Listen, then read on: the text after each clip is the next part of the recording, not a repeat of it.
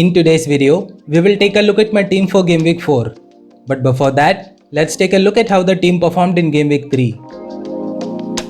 We ended up with 62 points, which was above the Game Week average of 54. We saw a small red arrow as my rank dropped to 358k. The top performers for the team were Michail Antonio and Mohamed Salah. Antonio was my captain and he scored a goal and provided an assist for a total of 11 points. This was his third double-figure haul in as many games. Mohamed Salah was only 1 point behind Antonio as his goal against Chelsea was enough to earn him 3 bonus points. But overall, it was a disappointing game week as new signings Rafinha and Benrahma blanked. My current total score is 236 points. Let's take a look at the transfer plans now. It's one of those weeks where I would wait as long as possible before making any move. The signing of Cristiano Ronaldo, along with players being banned after the international break, has led to a dilemma of sorts. So there are two possible scenarios here.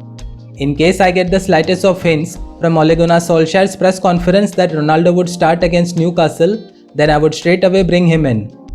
Danny Ings will be the player that moves out. Ings has provided an attacking return in every game so far, but he has been lucky to be honest. Aston Villa's fixtures take a turn for the worse, so it's an easy decision to make. Ronaldo could make his second debut for Manchester United in Game Week 4. After returning back to training from international break sooner than expected, he would be raring to go against a Newcastle team that have conceded the second most big chances in the league so far. United have a good run of fixtures until Game Week 9, which includes West Ham, Aston Villa, Everton and Leicester. The additional funds required to upgrade Ings to Ronaldo would come from downgrading Bruno Fernandes. With Ronaldo in the team, Bruno would be relinquishing penalties and a portion of the free kicks as well, and that makes him a less attractive option in FPL terms. The player that comes in would be Ferran Torres. Diogo Jota is also a fitting replacement here, but I already have 3 Liverpool players in my team. That means I would have to take a -8 to bring in Jota.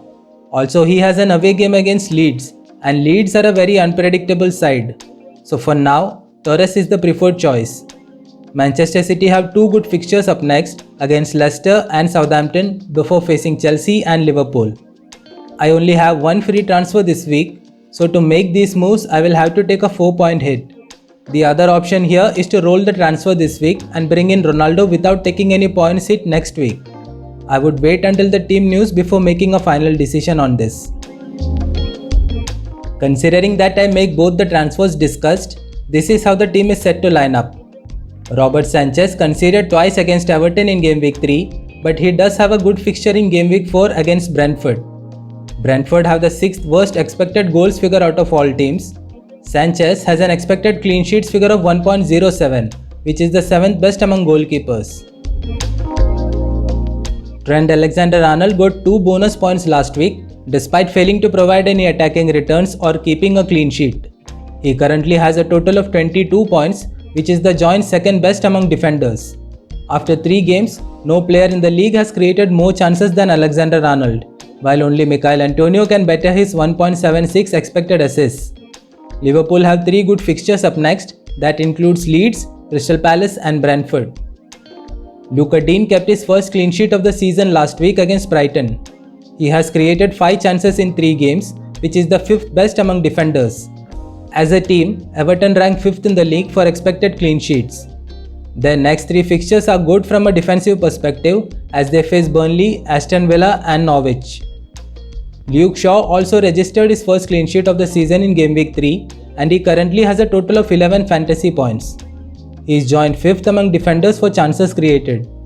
The arrival of Cristiano Ronaldo could boost Shaw's potential of getting attacking returns, as the Portuguese relies heavily on headers for scoring goals, and Shaw has attempted the most number of crosses among all Manchester United players.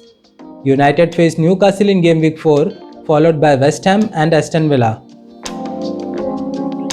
Mohamed Salah has 2 goals and 2 assists in 3 games this season, as he sits second on the FPL points table. His expected goals figure of 1.72 and his expected assist figure of 1.43 are both 4th best among all players. The Egyptian has a kind run of upcoming fixtures that includes Leeds, Crystal Palace and Brentford in the next 3 game weeks. Ferran Torres has played all 3 games for Manchester City as a number 9, and with the possibility of Gabriel Jesus being unavailable for Game Week 4, the Spaniard is expected to play in a central role. After 3 games, he ranks top among teammates for total shots and big chances. His expected goals figure of 1.5 is the 5th best among midfielders. City face Leicester in Game Week 4, a team that have conceded the 7th most shots on target among all teams.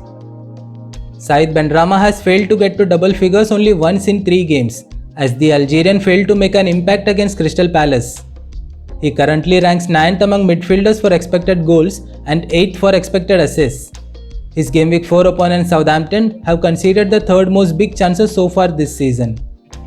After a good start, Ismaila Sarr has blanked in 2 back-to-back game weeks, but the underlying stats are encouraging, as the Senegalese ranks top among teammates for total shots, shots on target, expected goals and expected assists. No doubt that he is the talisman for the Hornets. Watford have a kind run of fixtures up next as they face Wolves, Norwich and Newcastle in the next 3 game weeks. Rafinha's availability for the game against Liverpool is doubtful, as he is among the 8 Brazilian players who might face a ban as a consequence for their non-involvement with the national team over the international break. Nonetheless, he is currently part of my Game Week 4 plans. A game against Liverpool would be tough though. Michail Antonio is currently on top of the FPL points table with 40 points. That tally includes 4 goals and 4 assists. His total of 16 shots, 7 shots on target, 13 shots from inside the box, expected goals figure of 3.39 and expected assist figure of 1.90 are all league leading numbers. That rich vein of form could continue against Southampton in Game Week 4. The Saints currently have the 6th worst expected goals figure among all teams. And completing the team is Cristiano Ronaldo. Manchester United's new signing is coming into the league with a reputation, and it's no surprise that he is the most transferred in player this week. Part of that is because he faces Newcastle in Game Week 4, a side against whom he scored his only Premier League hat-trick back in 2008. The Magpies currently have the 2nd worst expected goals conceded figure in the league, only behind Arsenal. On the bench this week will be Ben Foster, Joel Veltman, Shimikas and Dane Scarlett. Veltman returned to action last week as he played the second half against Everton. He is expected to start this week and could chip in case Rafinha doesn't play. Dane Scarlett too could get minutes due to Son Heung-min's potential injury. If it goes as planned, then I would have taken a 4-point hit and have 1.7 million left in the bank. That money could be used to upgrade Shimikas next week to one of the Wolves defenders. Captaincy this week will also hugely depend on the transfers that I make. In case the Ronaldo move does happen, then he would get the armband for his game against Newcastle. If I decide against bringing him in, then Mohamed Salah against Leeds is the next best alternative.